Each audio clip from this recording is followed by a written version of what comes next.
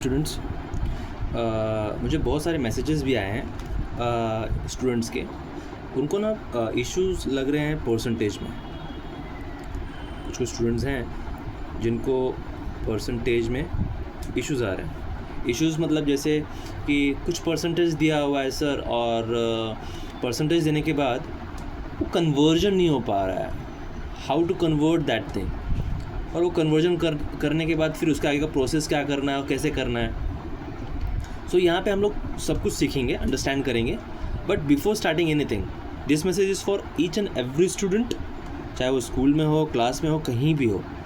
हमें सबसे पहले ना ये याद रखना है, सबसे पहले याद रखना है कि the thing which we are doing, जो भी हम लोग लेसन्स पढ़ाई कर रहे हैं, कुछ भी कर रहे हैं, उसका लाइफ में यूज़ कहाँ कहाँ है और हम लोग कैसे कर सकते हैं। सो अगर आप क्वेश्चंस नहीं पूछ रहे हो, please start asking questions to your teachers, to your parents, कि the things which we are learning, जो हम लोग लर्न कर रहे हैं, उसका यूज़ कहाँ कहाँ पे है और किस ढंग से यूज़ करेंगे, उसका एप्लीकेशंस कहाँ कहाँ पे है। जितना ज़्यादा मैक्सिमम एप्लीकेशंस आपको स्टडी करने में मिलेगा, उतना ज़्यादा चैप्टर इंटरेस्टिंग होगा एंड उतना ज़्यादा आप इंटरेस्ट लेके पढ़ेंगे। और जितना ज़्यादा इंटरेस्ट लेके पढ़ेंगे, आप एक स्किल माइंडसेट, एक अलग माइंडसेट से आप मार्केट में उतरेंगे। So it's very important to understand its usage. तो हम लोग कुछ सिंपल चीज़ें समझने की कोशिश करते हैं। परसेंटेज कहाँ कहाँ यूज़ होता है। जैसे आप कहीं भी कभी शॉपिंग करने जा रहे हो, कुछ करने जा रहे हो, तो उसका यूज़, फॉर एग्ज़ाम्पल डिस्काउंट्स। तो हम लोग कभी जाते हैं, जैसे फॉर एग्ज़ाम्पल ज़ूडियो जा रहे हैं, तो वहाँ पे 10% डिस्काउंट है, 20% डिस्काउंट है।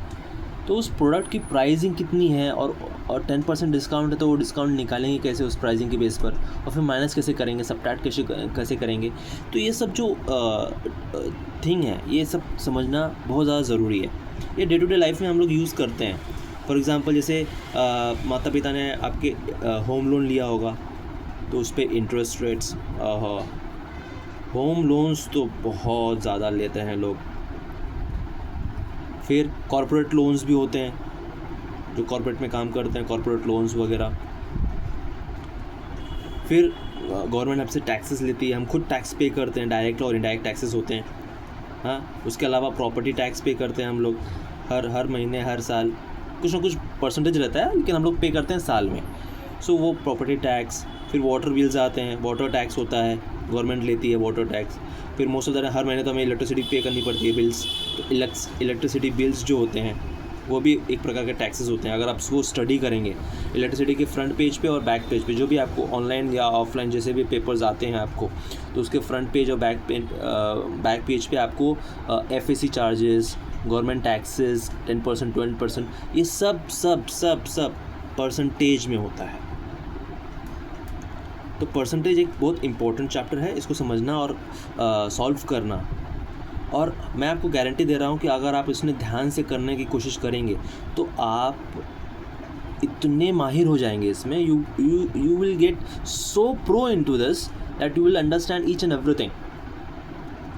ओरली आप परसेंटेज सॉल्व करेंगे, कितना परसेंट डिस्काउंट है, हाँ इतना इतना फ़ायदा हुआ, इतना इतना लॉस हो गया, ऐसा ऐसा ऐसा, विषय क्लोज।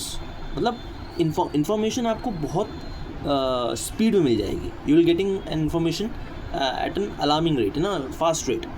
फिर फोर्थ है बजटिंग।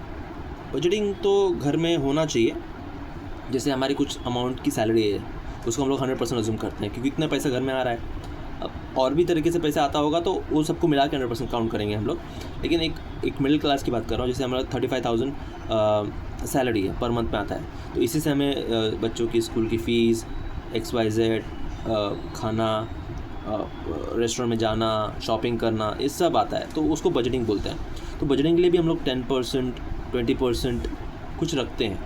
या फिर इन्वेस्टमेंट, अगर हम लोग बोलें इन्वेस्टमेंट, हाँ इन्वेस्टमेंट, जैसे रियल एस्टेट इन्वेस्टमेंट हो गया, रियल एस्टेट में करते हैं ना हम लोग इन्वेस्टमेंट।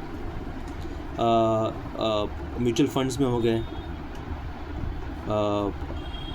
और भी बहुत सारे हैं, और भी बहुत सारे फंड्स हैं, स्टॉक मार्केट। तो ये सब परसेंटेज के बेसिस पे होता है कि हमारे सैलरी इतनी आ रही है तो उसमें 10% हम लोग स्टॉक मार्केट में डाल देंगे, 10% म्यूचुअल फंड में, सेविंग्स वगैरह। हमारे जो बैंक्स होते हैं वो भी हमें परसेंटेज में, कभी बोर्ड्स में देखा होगा आपने, परसेंटेज में हमको बताया जा रहा है कि हमें 4% मिलेगा, 5% मिलेगा, सेविंग इंटरेस्ट रेट्स वगैरह वगैरह। फिर पोल्स एंड इलेक्शंस, वहाँ पे भी हमें परसेंटेज देखने को मिलता है कि अभी बिहार में इलेक्शंस होंगे तो जैसे बीजेपी 10% वोट मिला, कांग्रेस को 20% मिला, XYZ, है ना। तो वहाँ पे परसेंटेज यूज़ करते हैं हम लोग। सर्वेज होता है, वहाँ पे यूज़ करते हैं। सोशल मीडियाज़ में भी परसेंटेज दिखाया जाता है।